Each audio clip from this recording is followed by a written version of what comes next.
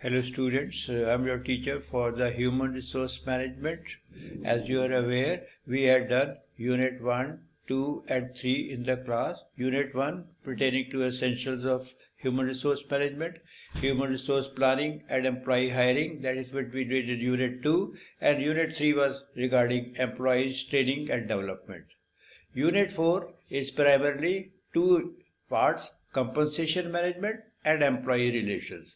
So we will be doing first the compensation management, and let's see what does the compensation management involve one by one. First of all, compensation management, we should understand what is meant by compensation. Is the remuneration an employee receives for his or her contribution to the organization.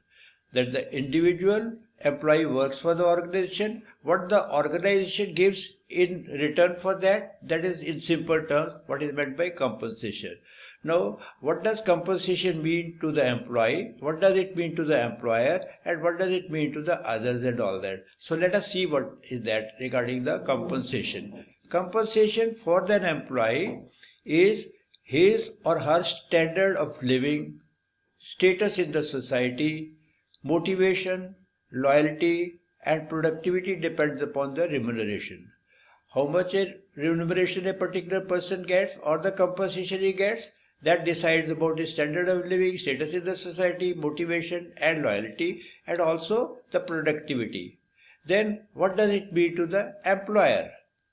To the employer, it is significant because of its contribution to the cost of production.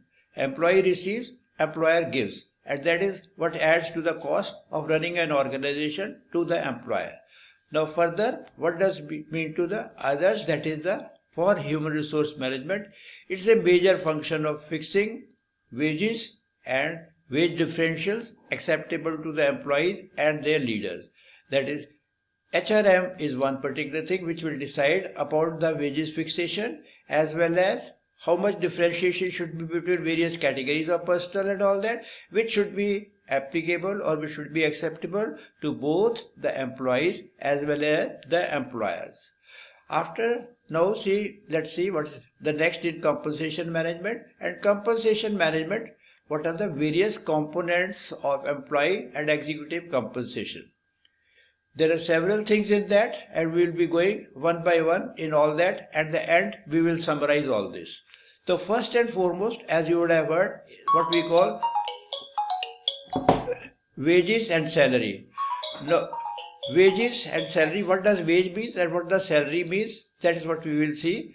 Now, wage represents the hourly rates of pay and salary refers to the monthly rates of pay. But understand, wages are hourly rates of pay. It could be daily, it could be paid on basis of number of hours a particular person works in an organization, and salary normally what is your monthly salary and all that, that's it. Now, so further this thing wages and salary, little bit more about that, and that is wages and salaries are subject to annual increment. As a person works for a greater amount of time, his salary also increases, and so are the rates of wages. The next thing that we see, they differ from employee to employee and depend upon the nature of the job, type of industry, seniority and merit. As I said, we were talking about wages differential. So this is what it comes, employee to employee. It will depend upon what is the job like, in which industry is he working, what is the seniority and merit of that particular. And finally, the wages and salary, dearness allowance always form part of the salary. Dearness allowance is not applicable to wages. Now, as far as the wages are concerned, this is further subdivided into various things or the commonly used terminologies in wages. We will see what are the various commonly used terminologies. So in the wages, we have real wages. When the income earned by the employees as a reward for the job efforts is expressed in real purchasing power, it is called the real. Basically, in simple word, what is the real value of that particular wages that you get? How much purchases you can make? For example, if we say in terms of dollars or in terms of rupees, the worth of $1 is around 74 rupees or 75 rupees depending upon the daily rates of change. So whatever $1 can purchase in the international market, for the same thing you require 74 to 75 rupees. Then the other terminology that is used for wages is what we call the minimum wages.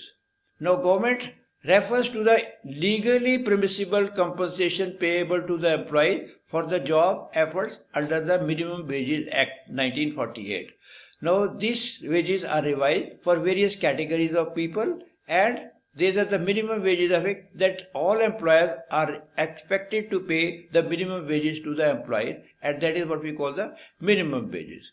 The other two terminologies, the third one is the fair wages. As the name says, these are usually positioned above the minimum wages but below the living wages. We will see next what is meant by living wages. These normally relate with fair workload and the needs of the standard of family. That is, approximately to have a fair standard of living, what should the wages that a person should be paid. Now let us come to the living wages. Now living wages are defined by a committee on fair wages, and the highest level of wages is that should enable a particular person not only to serve himself but also his family, but also have something extra for his health and for other say education, etc.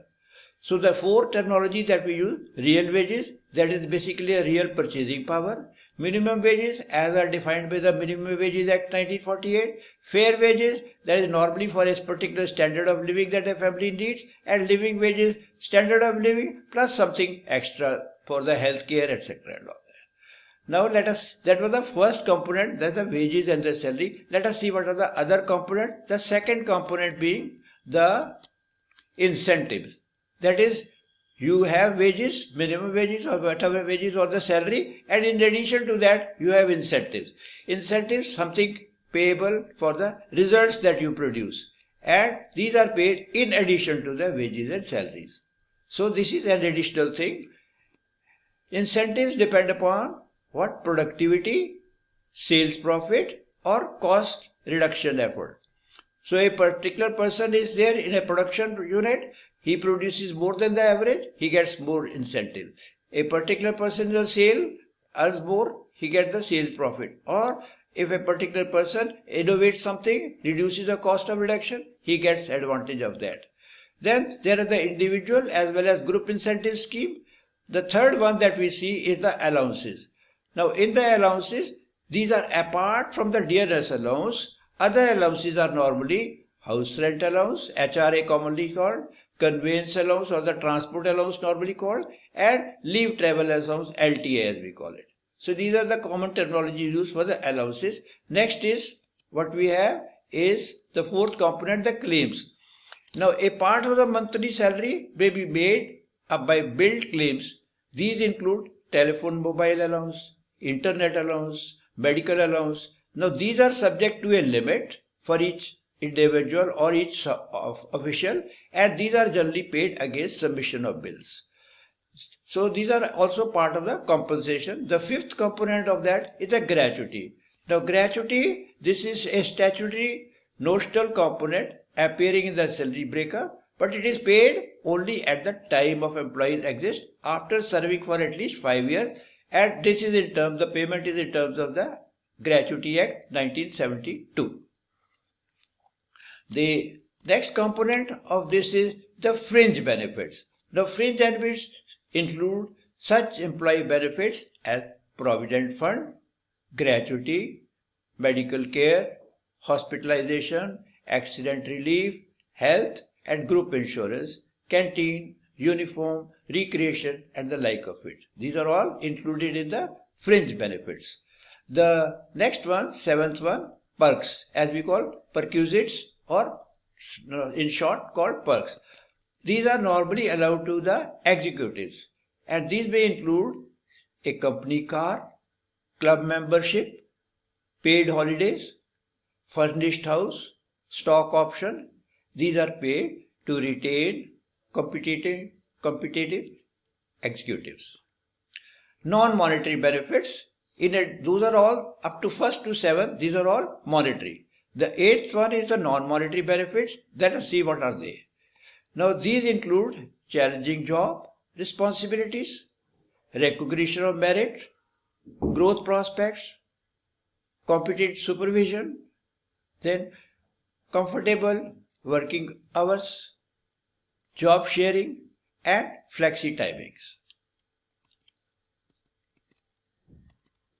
Now this is a summary of all the components of employee compensation. So in that, if you say in the environment, it is in a circle. So we have remuneration or the compensation in two parts, financial, non-financial. Under the financial, first one, hourly and monthly rated, hourly wages, monthly salaries. Incentives, both for individuals as well as the groups, the details I had given you earlier. Then fringe benefits like provident fund, gratuity, medical care, accident relief, health, group insurance, etc. Then perks or perquisites, company car, club membership, paid holidays, furnished house, stock option schemes. Then we have the non-financial side, that is with respect to the job context. Challenging job, responsibilities, recognition, growth prospects, supervision, then working conditions, job sharing, etc. This all that we have in the various components of employee and executive compensation. The next portion deals with our external factors affecting both external factor and internal factor. First we will take the external factors affecting employee compensation, and then we will take up the internal factors. In the first, labor market. Now demand for the supply of the labor. If the demand is less, we will have lower wages. If the demand is more, we pay higher wages. Then going rate of the pay, what is the normal rate the other industry people are paying for the same job or so. Then productivity of labor due to the increased efforts of the workers, etc. More the productivity, better the job or wages, etc. Then the second point is what we call the cost of living. Now if the cost of living rises, compensation will also have to increase by higher pay fixation and subsequent compensation with increase in higher rates of dearness allowance based on consumer price increase. As you see in the government services, those people who are there in the first week of January and first week of July, the DA increases are announced by the government to cater for the cost of living, and that is based on CPI. Labor unions, normally the labor unions in unionized companies, employers are forced to yield to the pressure of the union representative in determining the revising the wages.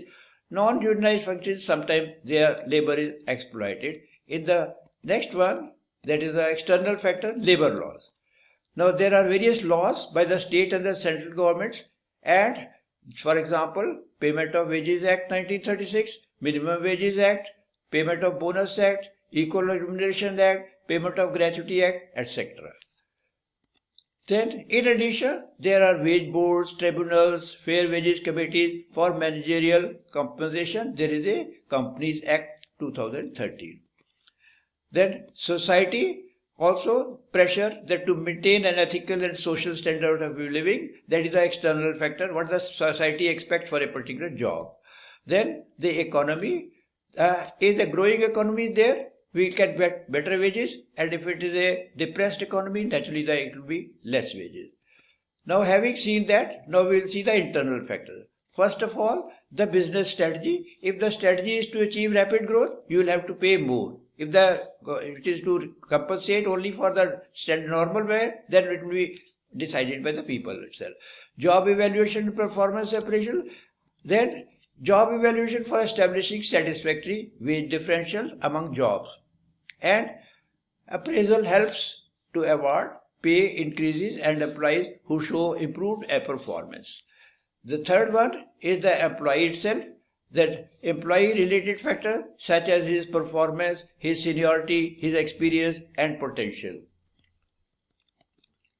Then internal factors, all that put together. Now we have a diagrammatic view of this, and this states about the remuneration. In the inner circle, internal factors, which we studied: business strategy, job evaluation and appraisal, and employee. In the outer circle, you have the labor market, cost of living, labor union, legal relation, economy, and the society.